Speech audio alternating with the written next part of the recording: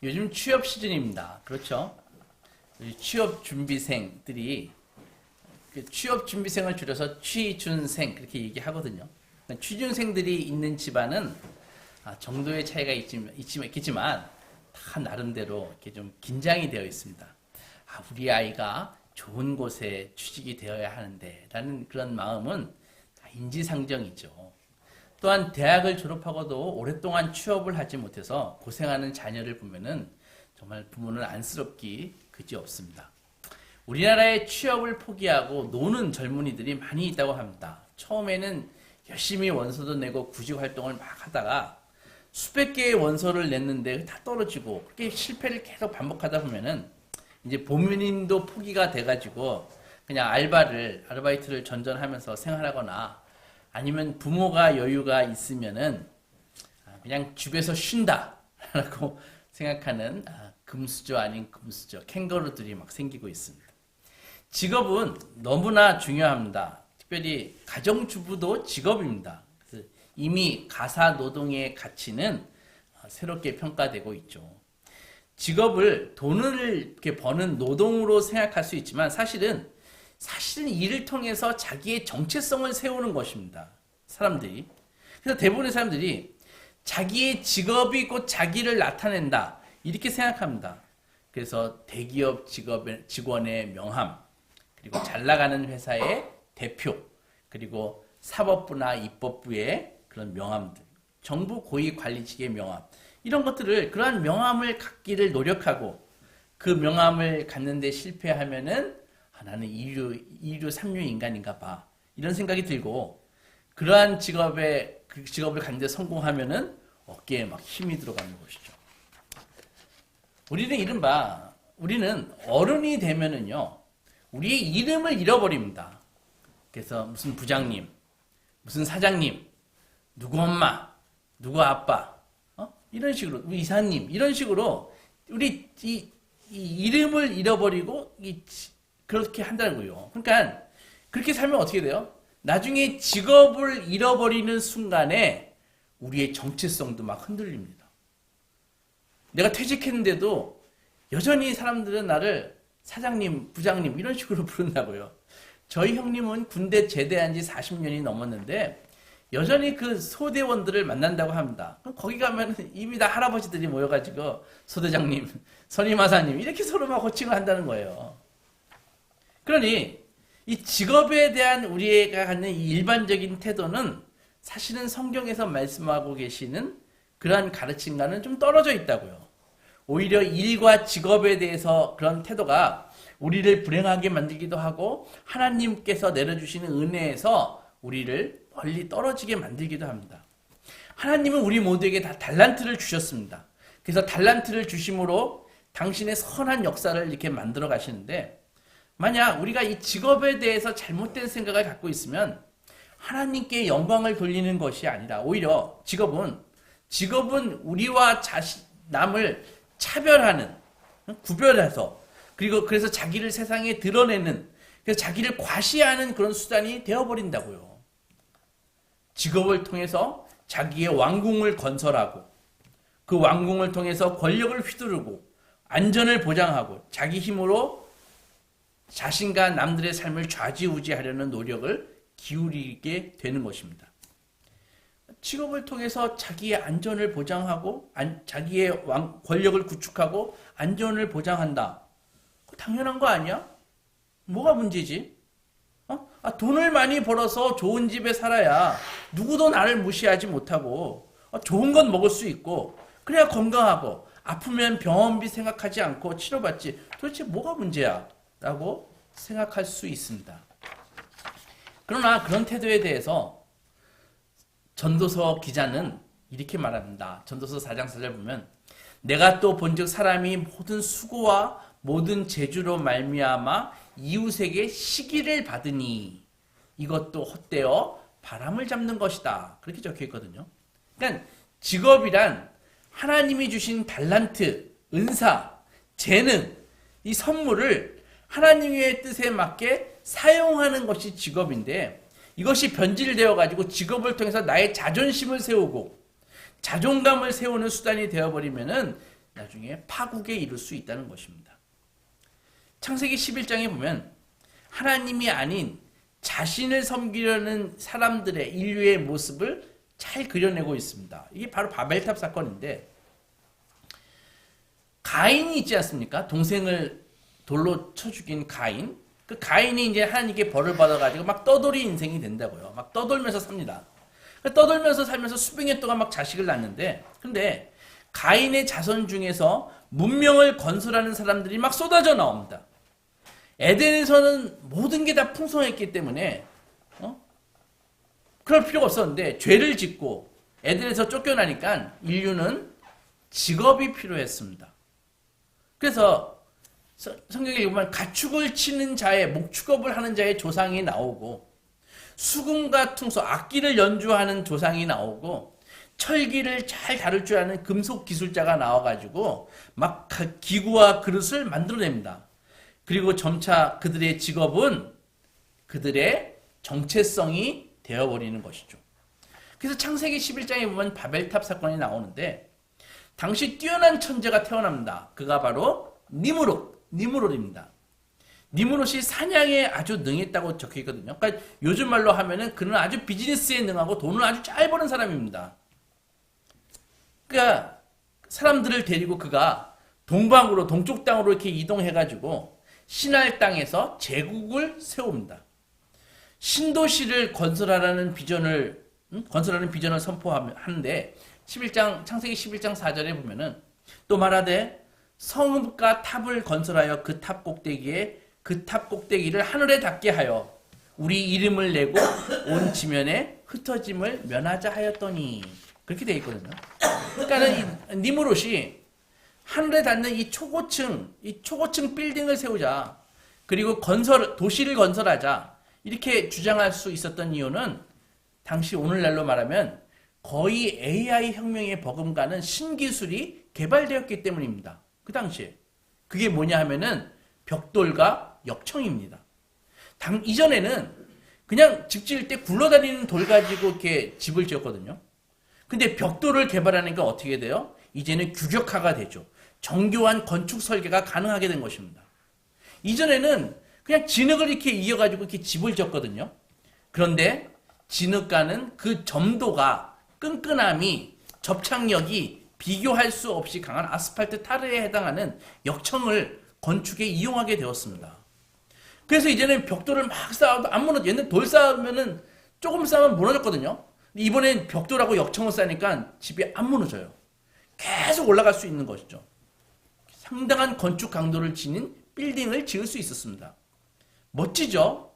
최첨단 기법을 동원해서 자기의 꿈을 실현하고 쾌적한 도시를 건설하려는 이 니무롯의 계획에 무슨 문제가 있습니까? 문제 없습니다. 거기까지는 좋았습니다. 그런데 그 최첨단 이 도시를 건설하려는 그 프로젝트에는 아주 은밀하고 깊은 의도가 숨어 있었습니다. 그게 바로 11장 4절을 다시 보면 창세기, 자 성읍과 탑을 건설하여 그 탑 꼭대기를 하늘에 닿게 하여 우리 이름을 내고 지면에 흩어짐을 면하자, 그렇게 되어 있거든요.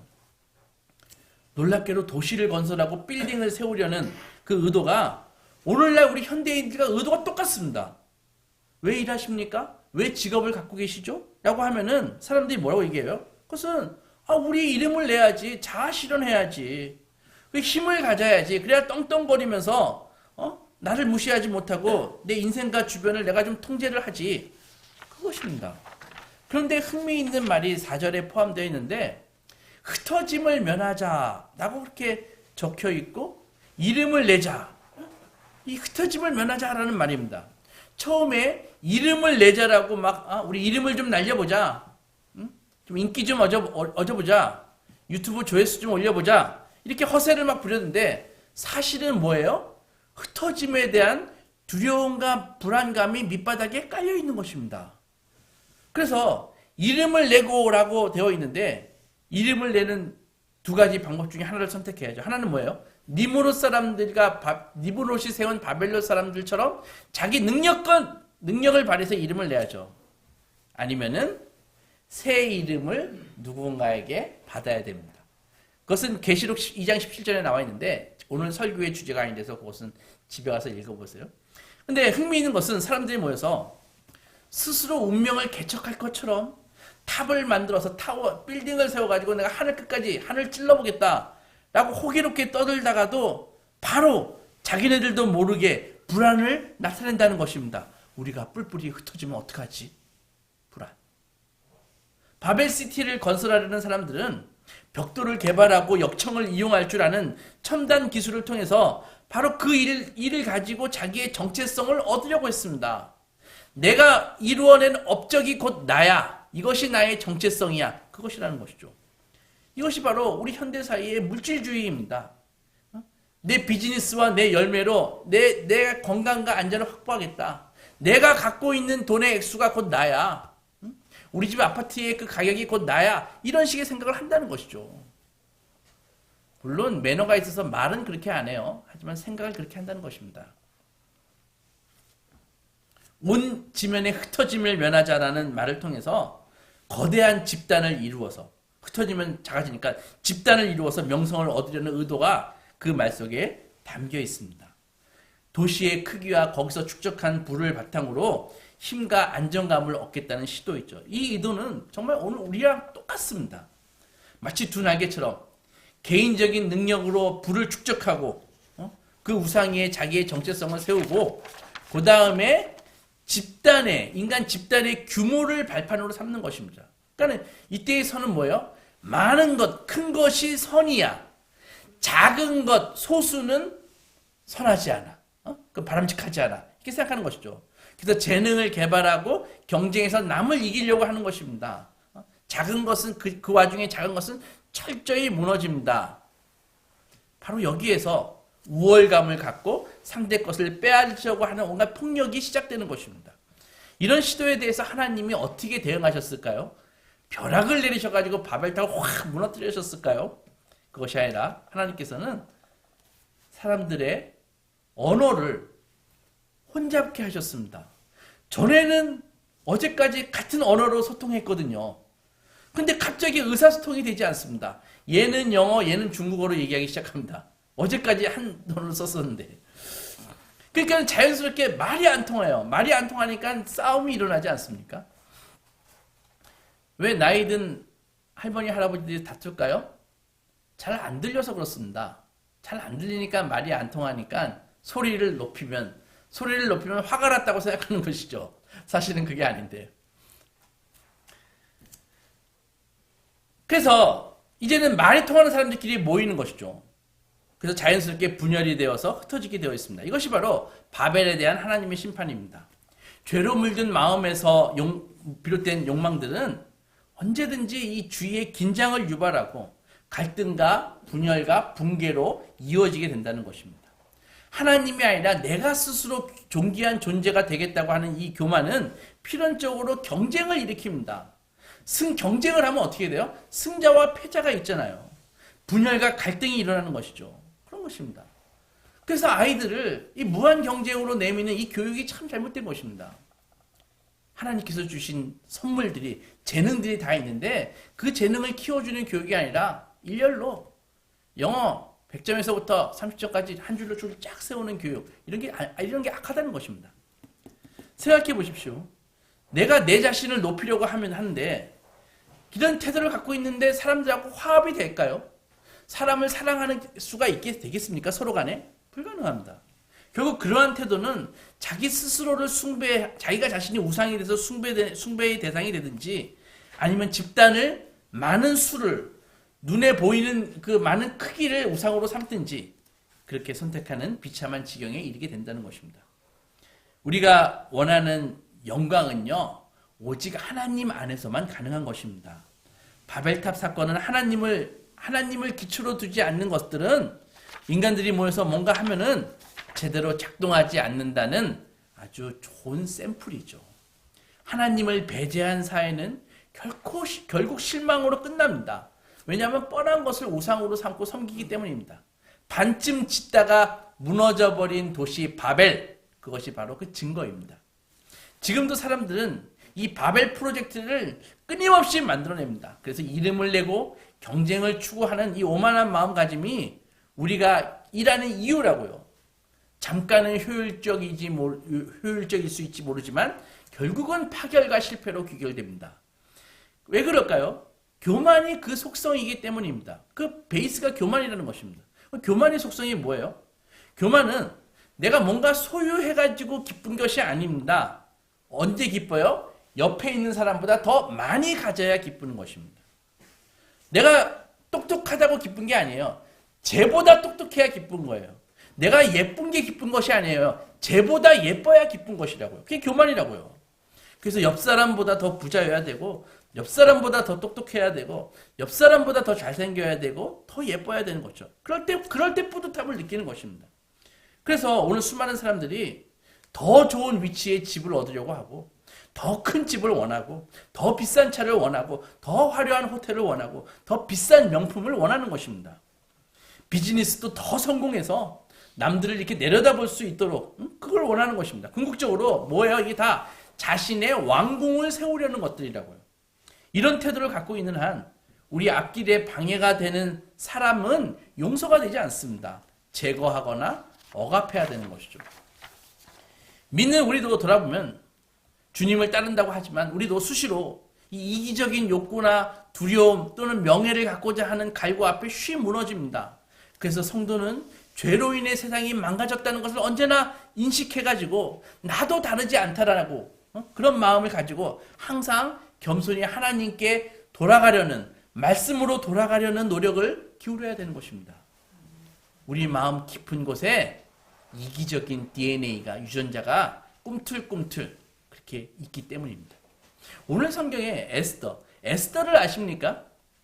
이 이야기는 이스라엘 포로기 때의 이야기입니다. BC 586년에 바벨론에 의해 유다는 멸망당하고 맙니다. 느부갓네살의 그 강력한 군사력 앞에 느부갓네살은 정말 유다는 정말 초토화가 됩니다. 그 당시 유다 왕 히스기야는 자기 눈앞에서 아들들이 죽임을 당하죠. 참사를 당하고 시드기야 왕 자신도 눈알이 뽑히고 그리고 쇠사슬에 묶여가지고 바벨론으로 끌려갑니다. 포로로. 그때 왕뿐 아니라 유다의 젊은이들, 엘리트들이 다 같이 바벨론으로 끌려갔습니다. 그렇게 기세등등하던 바벨론도 하루아침에 페르시아에 의해 멸망당하고 바벨론이 졸지에 페르시아가 돼버립니다. 유다는 자동적으로 바벨론의 노예였다가 하룻밤에 나라가 바뀌니까 페르시아의 노예가 되어버렸습니다. 지배하에 놓였죠. 그러니까 에스더가 살던 시대의 왕이 크세르크세스인데 성경에서는 아하수에로라고 되어 있습니다. 이게 아하수에로의 영어식 발음이 크세르크세스입니다. 누구냐 하면은 옛날에 영화 300이라는 영화가 나왔습니다. 그 영화 아시는지 모르겠지만 이게 스파르타를 중심으로 한 그리스 도시국가와 페르시아가 전쟁을 벌였는데 페르시아가 그때의 전쟁 때의 왕이 크세르크세스 아하수에로라고요. 그리스를 100만 대군을 이끌고 가서 쳐들어갔습니다. 페르시아 제국의 전성기를 이끌었던 그는 땅이 인도에서부터 이집트까지 다 페르시아의 땅이었습니다. 어마어마했죠. 이것이 에스더의 배경입니다. 에스더 1장에 보면은 아하수에로 왕이 평소에 말을 듣지 않고 자꾸 대드는 왕비가 자꾸 대들어요. 그래가지고 왕비 이름이 와스디인데 막 들끓었었는데 기분이 나빠가지고 신하들이 들고 일어섰습니다. 와스디 폐위시켜야 됩니다. 저렇게 마누라가 남편을 무시하면은 이 백성들이 다 분받아가지고 남편의 권위가 떨어집니다. 이런 식으로 막 신하들이 얘기했거든요. 그래가지고 와스디를 폐위시켰습니다. 근데 폐위시켰으니까 이제 다시 새로 뽑아야 되잖아요. 그래서 전국의 방을 왕후를 모집합니다. 딱 하니까는 막 그 전국 인도에서부터 이집트에 이르는 그 땅에서 나 좀 이뻐요 하는 사람들이 다 몰려들었다고요. 저 왕부할래요. 이렇게 왕비할래요. 근데 이 페르시아에서 왕후를 뽑는 방법은 이 후보 처녀들을 전국적으로 모집해가지고 1년 동안 꽃단장을 시킵니다. 그래서 6개월을 피부 관리를 시키고 6개월을 화장술을 가리킵니다. 어마어마하죠. 그리고 하룻밤씩 왕과 함께 지내게 하고 그 다음날 왕이 부르지 않으면 탈락. 그게 왕후에 뽑는 방법이라고요.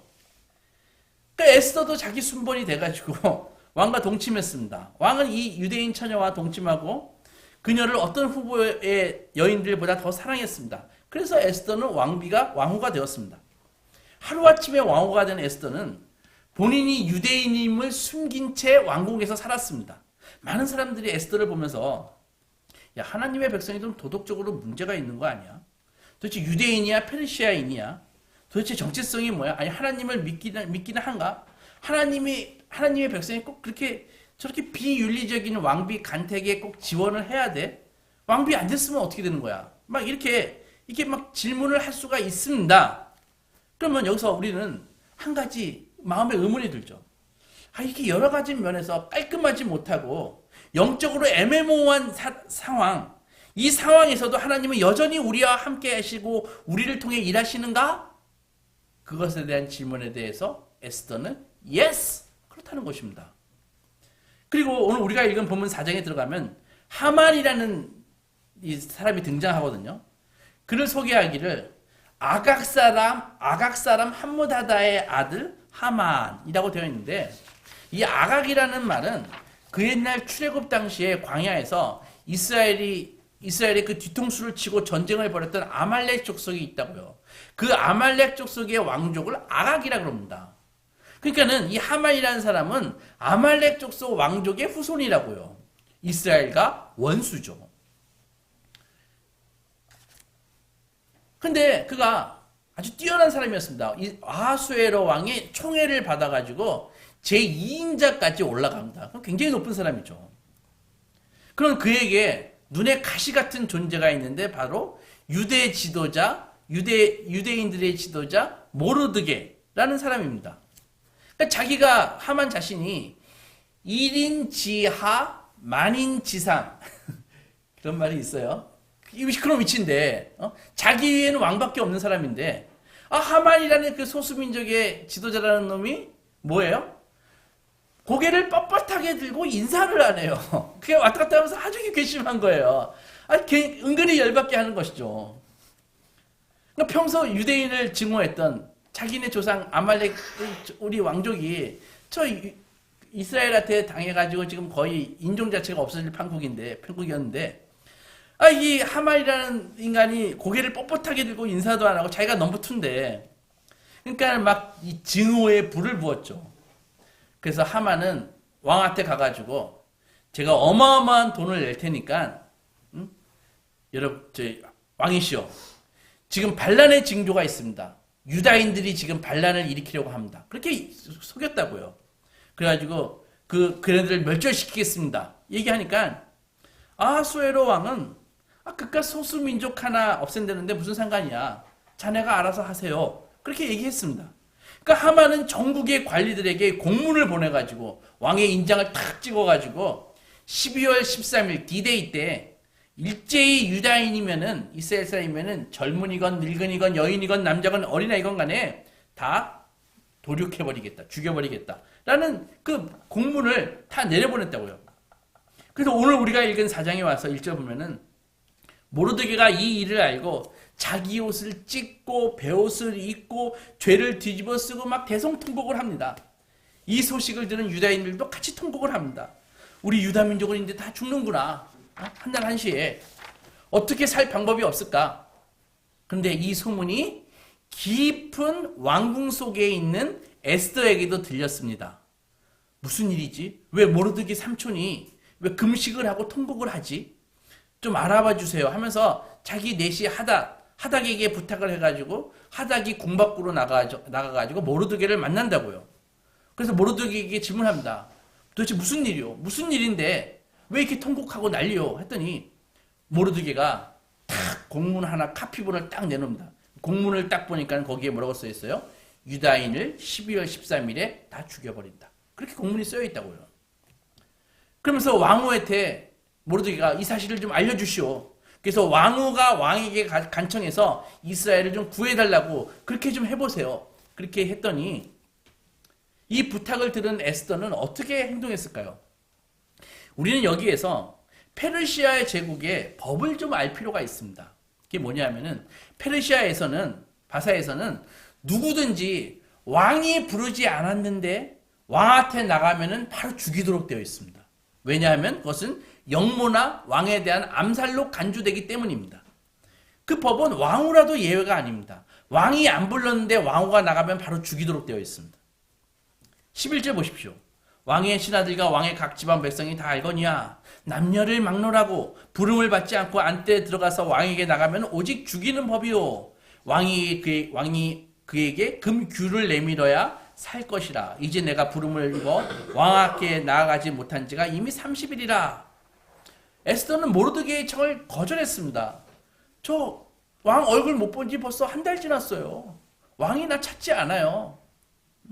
그렇게 얘기했다고요.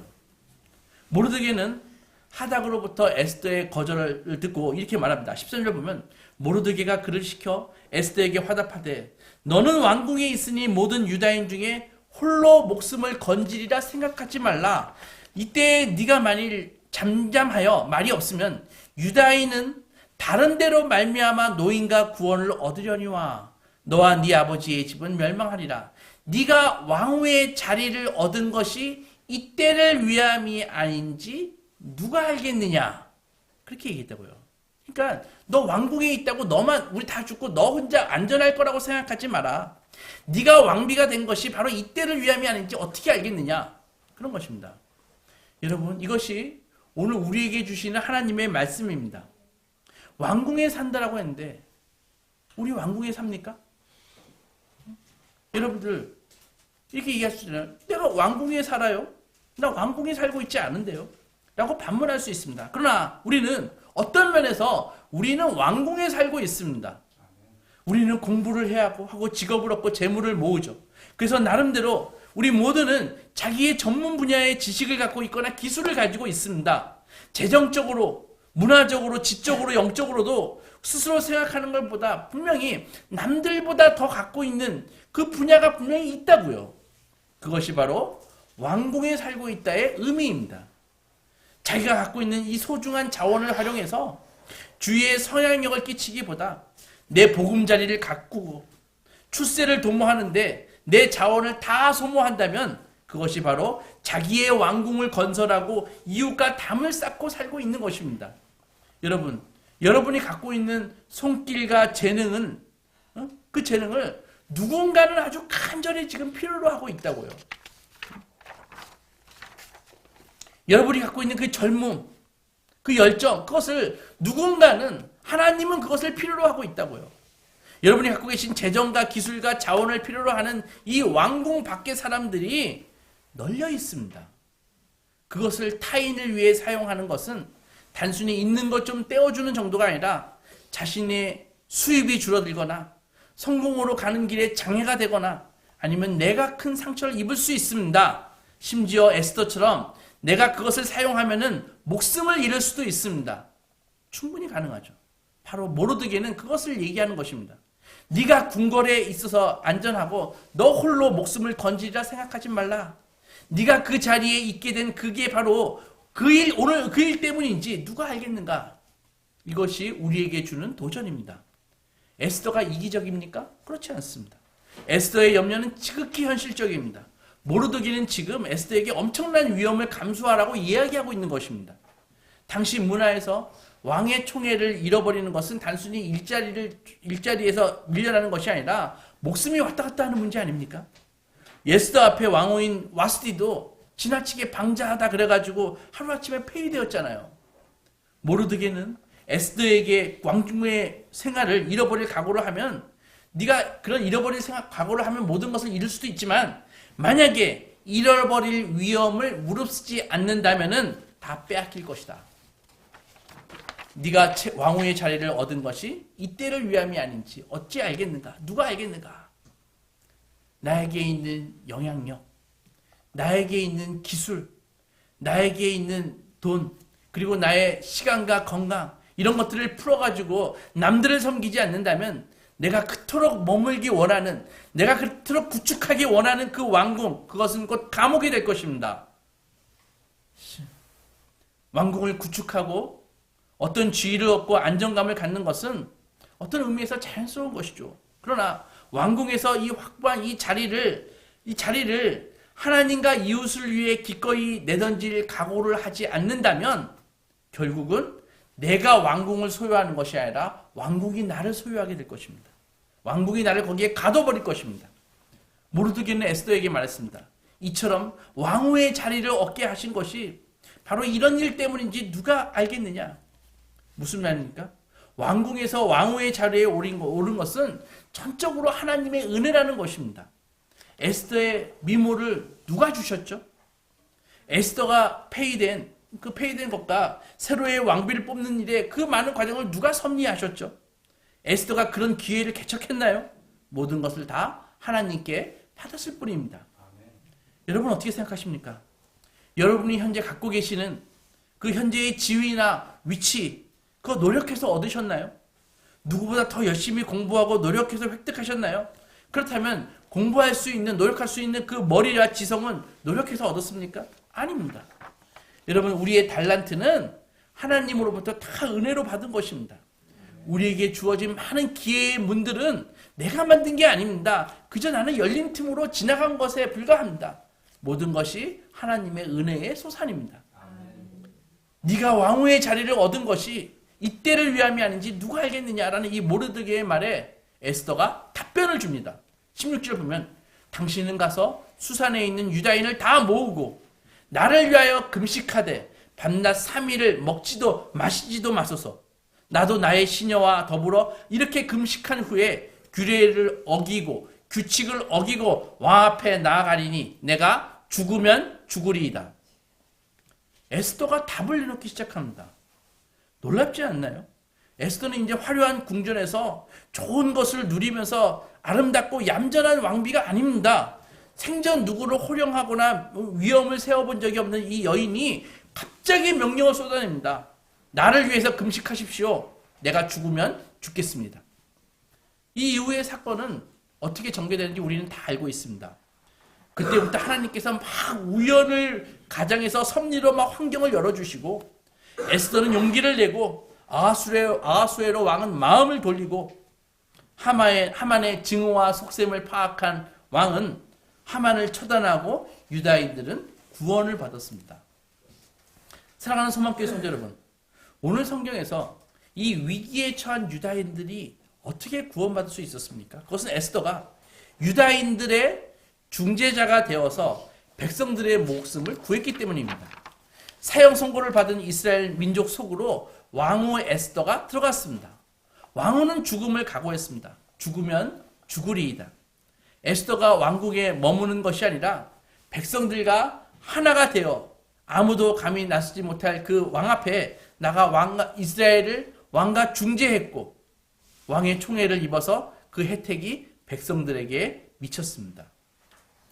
에스더는 백성들과 하나가 되었고 백성들을 중재했고 백성들을 구했습니다. 누가 생각나지 않나요?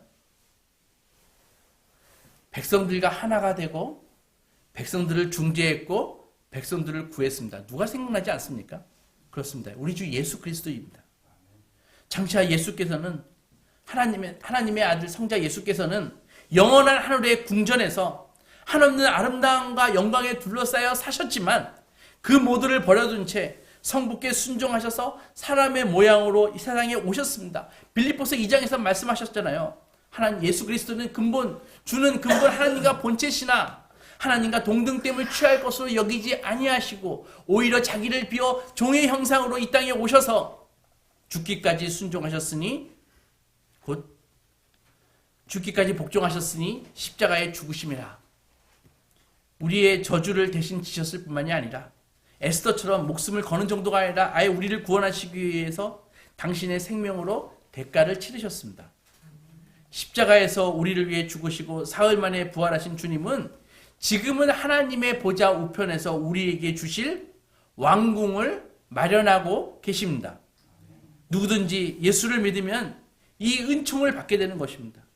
영원한 중재자이신 예수 그리스도, 주님은 나를 하나님과 중재하시기 위해서 당신의 생명을 버리셨습니다. 이 사랑을 깨달을 때 우리는 주님을 닮아가게 됩니다. 아낌없이 주셨던 주님처럼 우리도 그분을 본받아 우리의 왕궁에서 나와서 우리의 가진 것을 가지고 내가 이것을 갖게 된 것이 이때를 위함이 아닐까라면서 이때를 위함이 아닐까라는 질문을 항상 스스로 하면서 하나님을 섬기는데, 이웃을 섬기는데 기꺼이 우리의 것을 사용하는 인생이 되어야 됩니다. 그리고 기도하는 것이죠. 주님, 이것이 주님께서 주신 나의 왕궁입니다.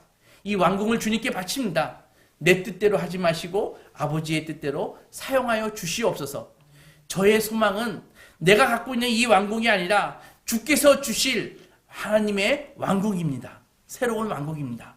이렇게 기도하는 것입니다. 이것이 제자의 삶입니다.